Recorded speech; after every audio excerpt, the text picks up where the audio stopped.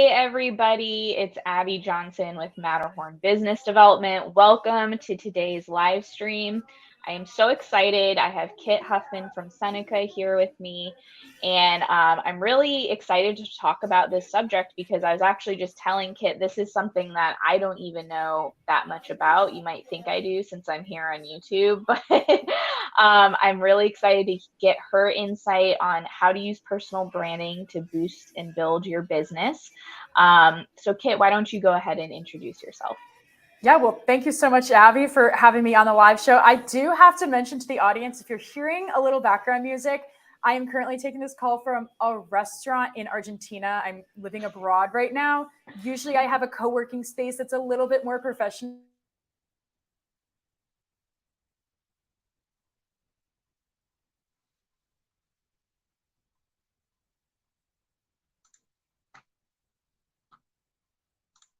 On accident, I was doing content marketing for a woman. We were mostly on Facebook, and I was writing content as her, like positioning her as like kind of this industry thought leader.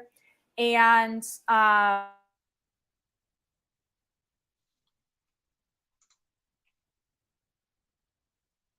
doing a really great job. So before, her content was just all about exercise, fitness, everything kind of in that kind of space. And we went more towards sharing her experience, her expertise, her knowledge, client wins, client successes. So it's more engaging content in that way. And then from there, we just saw such great results. We kind of, me and my business started to pivot towards just working with entrepreneurs to build and share their stories, to use that as personal brand assets. Because right now, people don't really want to be tuning in and subscribing and following business channels. They want to be following the brands behind it. So think about Microsoft, for example. Bill Gates has a lot more followers than Microsoft, but everyone associates Bill Gates with Microsoft. Right. Yeah, that's a really good explanation. And that was going to be kind of my first question for you is like, what is personal branding really? Because it kind of sounds like a fancy term, I feel like. And I think some people might not fully understand what that actually means. So you kind of answered it, but if you could just lay it out for us, yes. Like what is personal branding? Mm-hmm. So personal branding is really just establishing yourself online. So building yourself as a brand. And so that can be establishing thought leadership pieces. So what I mean by thought leadership pieces is writing content that showcases your expertise, your experience, and crafts it in a way that's actionable and insightful for your audience. It can also be sharing more personal pieces of yourself to your audience. So sharing about successes, failures, little life updates. I think a great example to think about personal brands that we all can relate to is like our favorite actors or actresses. Those are all personal brands in themselves because they're an actor, actress by day. That's their work. We've seen them in some of their work, but we know them so much further beyond just the movie or the TV show that they were in. Right. Okay, cool. So then if I'm someone who is kind of starting from zero in terms of personal brand, maybe I already have a successful business or I'm just trying to take my business to the next level.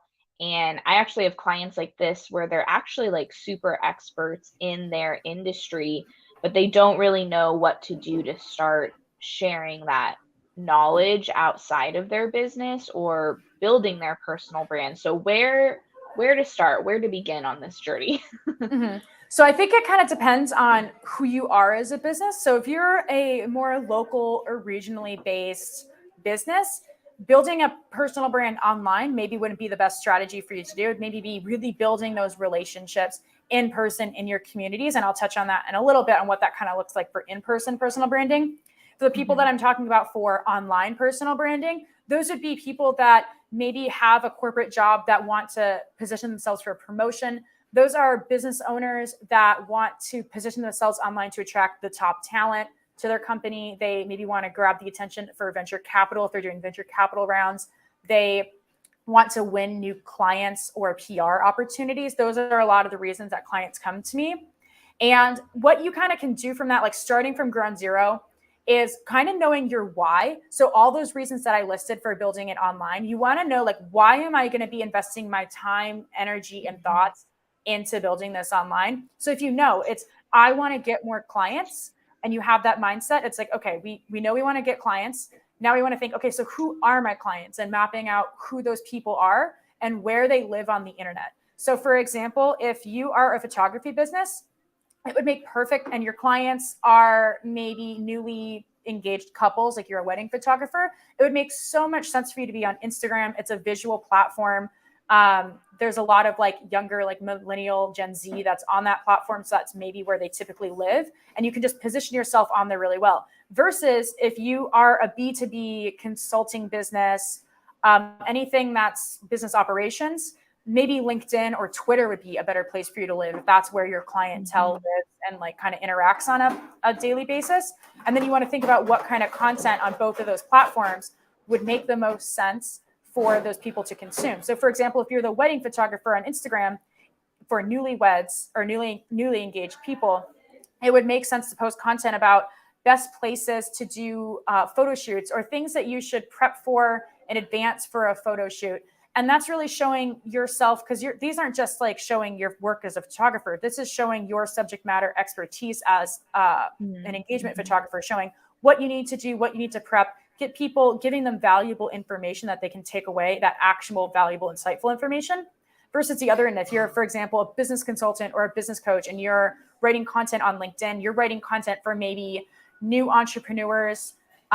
You want to give them all those resources, all those tips, all those websites that you found when you were first starting as an entrepreneur, giving them all those lessons, takeaways, so that they can start to build their business and start to see you as a thought leader, as someone that they could possibly want to work with.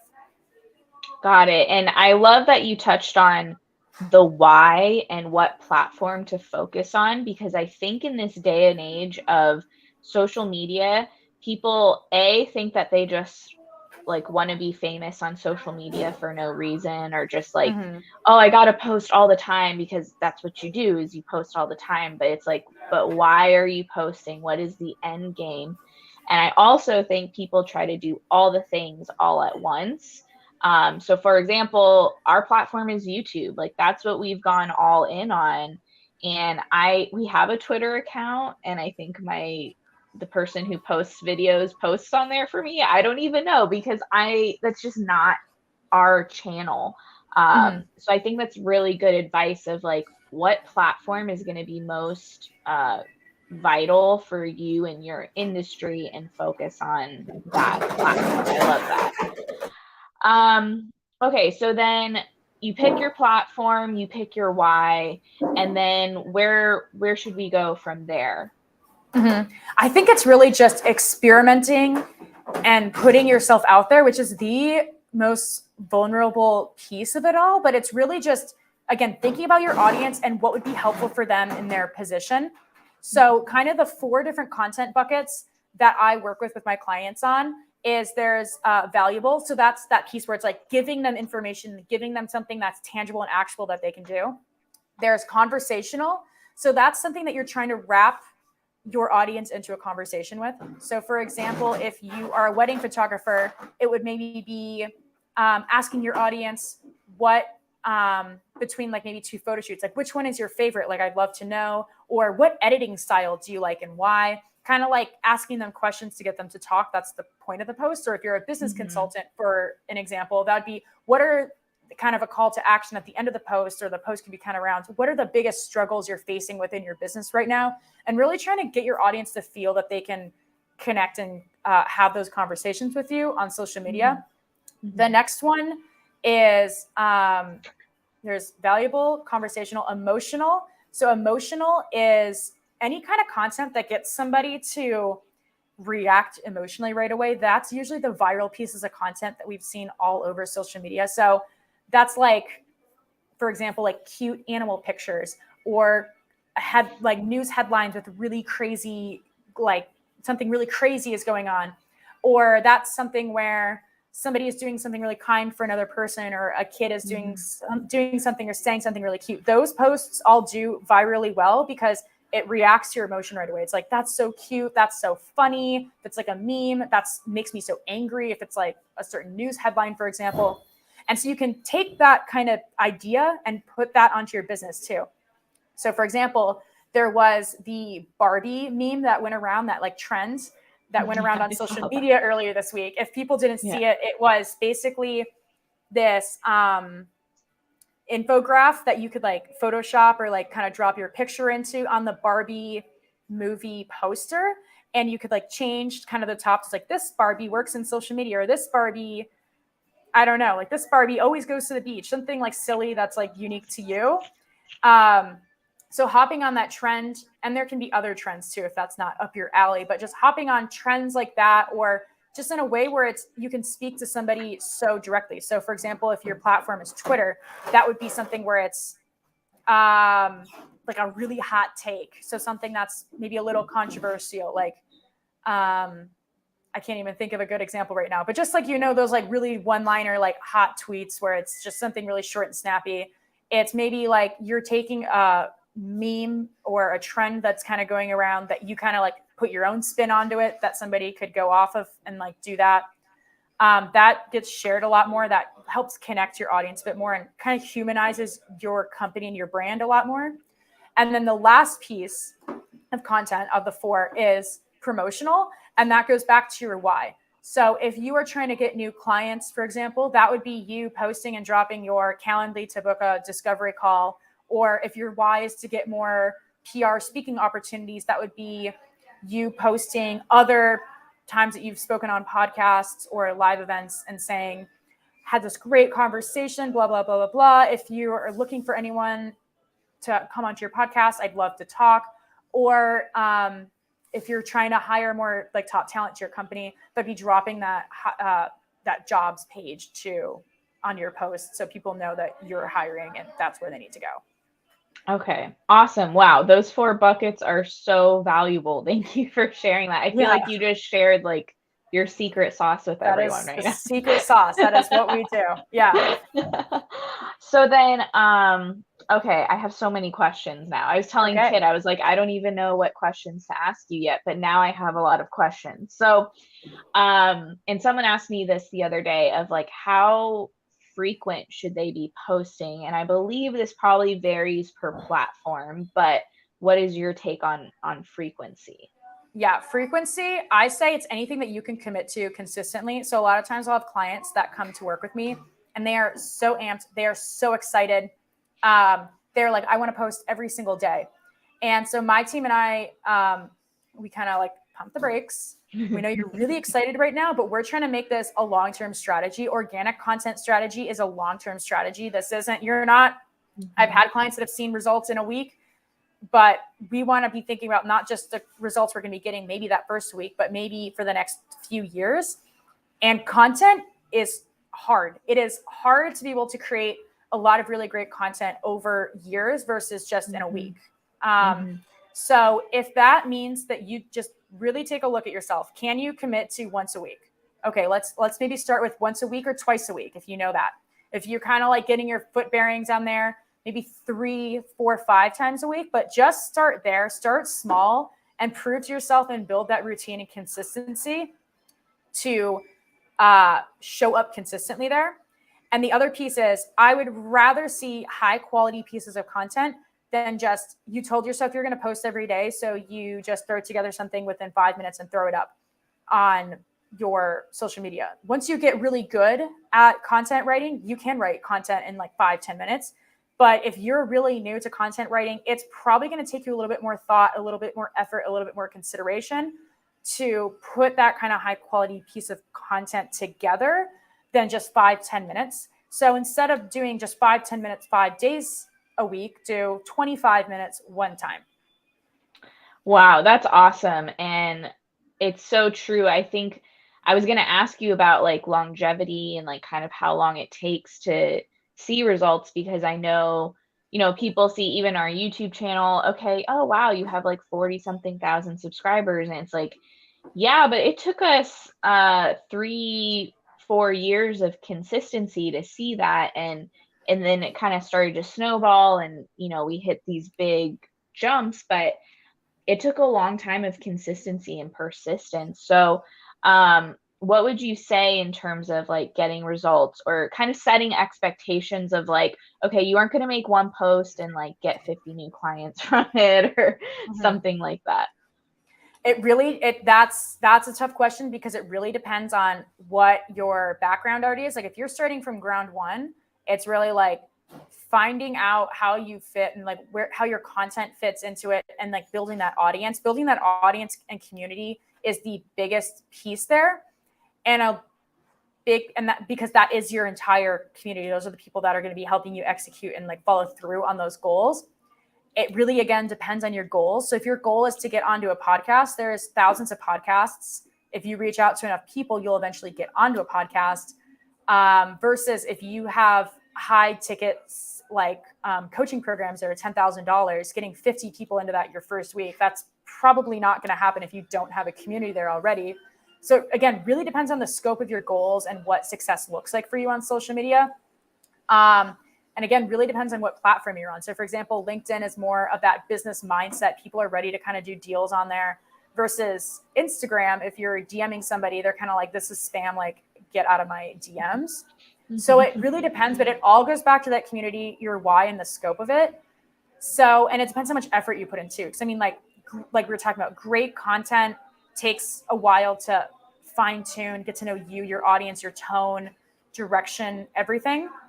That takes a long time. Some people pick it up faster than other people, so they can kind of follow through and figure that out faster. Other people, it's a harder challenge for them, and they either need to take that time to invest to figure it out, or they need to hire somebody for their team to help them figure that out. Awesome. Okay. And then finally, would you be able to share with us like either a success story or a couple examples of people like, hey, I took them from A to Z, and just kind of like what that journey looked like for one of your clients and the results they got? I'm kind of putting you on the spot here with this one. Yeah. So the context of the people that I work with, I usually work with high-level Fortune 500 CEOs. So I'd say the biggest client I worked with was, I can't say a lot because of NDAs, but he was a Fortune 5 CEO of an international bank. That's all I can really say about that client. When I started working with this client, they were new to their position. They just got brought into this position. And the company really wanted to invest in their executive team's thought leadership. And that was really just to bring that attention back to the bank, to bring top talent into their company and not doing it in a salesy way. So it's kind of unique to this, and just working with high-level clients that do have high stakes. You can't be so forward, like I kind of was saying. I think that you still can be forward if you are starting out, especially if you have goals on social media and you are investing into it. But this was an interesting kind of scope of work, but we were able to take them from about 10,000 followers to, I think they're at over 50,000 followers on LinkedIn right now. So that's been tremendous growth. They're a LinkedIn top voice right now. And just, I'm really proud of the content and voice we're able to share with this client. And that's something that's been a personal success of mine too, because content writing as somebody else is somewhat difficult. So I'm proud of that. And I'm proud of the journey that this client has been on. Something that's maybe a little bit more relatable to your audience is I started working with this woman 2 years ago. She's a high-level business executive coach. We started with her, literally nobody knew who she was on LinkedIn at all. And my team and we write the content for her and we engage on LinkedIn as her. She sells pretty high, like I said, high-level coaching packages. She sold, and working with her, she was able to have more time to focus on the parts that she does really well in her business. My team was able to execute on that social side. So coming together as a team, she was able to sell 2 corporate packages that are 6-figure offers. Wow. And she gets probably 3 to 4 high-level inquiries about working with her, and her services start at $10K. So that's the power of consistency, but that didn't come easy. That came from pretty much ground 1-0 2 years ago. And we're seeing these results. We started seeing them about a year and a half in, where it was like, yo, this is picking up now. Yeah. Wow. That's awesome. Thank you for sharing that with us. So then, I feel like we've covered a lot of ground here. So why don't you tell people the best place to find you or reach out to you if they want to know more about you and your company? Yeah, you can find me. I'm pretty much living on LinkedIn. I live, like, breathe LinkedIn. So you can just find me on LinkedIn, Kit Hufman. I'm also on Twitter, which is Kit_Huffman. You can also find me now on Instagram. I'm slowly transitioning my like Instagram to more of a professional Instagram, which is like, taking some of my own medicine that I tell my clients. So it's professional now. We're in a fun little limbo of working that all out, though. That is Kit.Huffman. So check me out there. Love connecting with people, can talk business, LinkedIn, social media all day. Awesome. And I believe I have her information linked in the description below as well, so you can find her info there. Kit, thank you so much. This was like super, super valuable. Please leave us a comment if you have further questions for Kit and I can get you connected with her, or just let us know what you thought. Make sure you subscribe for any other lives we're doing in the future, any other videos we've got going out, and I will see you all next time. Thank you so much, Abby. Bye, everyone. Yeah.